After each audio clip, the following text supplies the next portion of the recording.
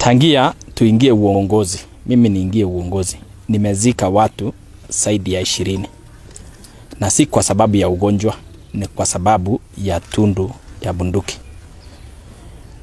Na nakumbuka vizuri wakati rais alikuwa anazungumza, aswa wakati alipokuja Kabartonjo hivi majuzi. Akasema mambo ni matatu. Ya kwanza, wacha hii kazi, ama uende mbinguni, ama tukuweke jela. Hiyo mambo yote tatu haijafanyika. Kile imefanyika ni sisi Watugen tunaenda mbinguni. Sisi ndio tunaenda. So mimi jambo hili inasikitisha sana. Pili, tumesikia ya kwamba kwa sababu operation haijafanywa ni kwa sababu hakuna mabarabara ya kutumia. Ilhali serikali iko na fedha ya security roads. Haijafunguliwa kwa Baringo hii hata moja.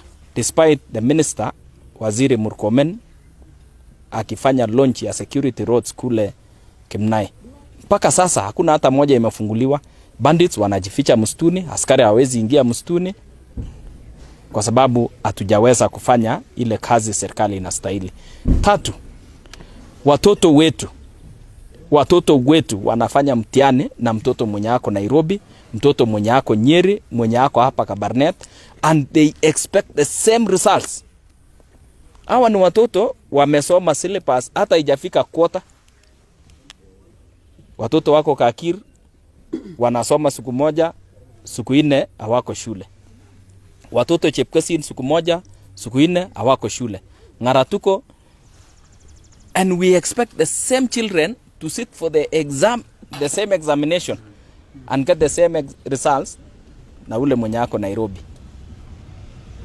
Ya 4 na ya mwisho. What happens with the young women and young children left behind by their fathers, killed by the bandits from Tiati? Na haya maswali mimi ningetaka rais wetu mpendwa atusaidie tujibu maswali haya. Kwa sababu mimi ninapoenda nikitembea niangalie, nikute mama mdogo, msichana mdogo ako na mtoto moja na mzee yake amewawa. Huyu mama nani atachunga yeye? Huyu mtoto nani atalipia yeye school fees? Na kila siku tunasema tutafanya operation. Operation hii imekuwa wimbo. Sijui tubadilishe ikuwe wimbo ya taifa ama nini. Kila wakati tutafanya operation. Kila wakati tutafanya. Hii imekuwa shida kwetu.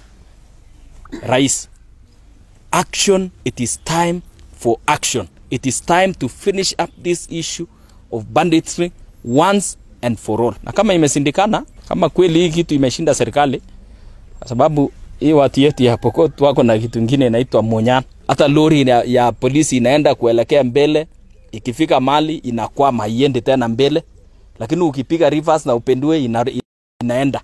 Kwa sababu ya dawa, black chemistry ya hii watu yetu. Kama imekuwa ngumu, bas leta amri, pea sisi yote bunduki kila mtu, tupigane. Wale wenye wanabaki mkuje muongoze hawa. Wale wenye tutakufa mkuje mtuzike. Kwani iko nini? Mimi nimelia ya kutosha, kila siku nalia, watu yetu wanawawa, kila siku nalia. Iko haja gani? Si afadhali basi tupewe, tumalizane wote in large scale. Every month tunazika mtu. Hii mojari yetu ya Kabarnet imekuwa bedroom, imekuwa hoteli ya watu wa kukufa. Yani si kwa sababu ya ugonjwa, kwa sababu ya bandits. Sasa iko haja gani tena tuite referral hospital? Si tuite mojari ya kuweka watu wamewawa na Pokot. Tubadilishe jina. Tupewe sisi raia, tupewe sisi twende tulimane. Wale wenye wanabaki serikali ikuje iongoze hawa. Hiyo imetosha.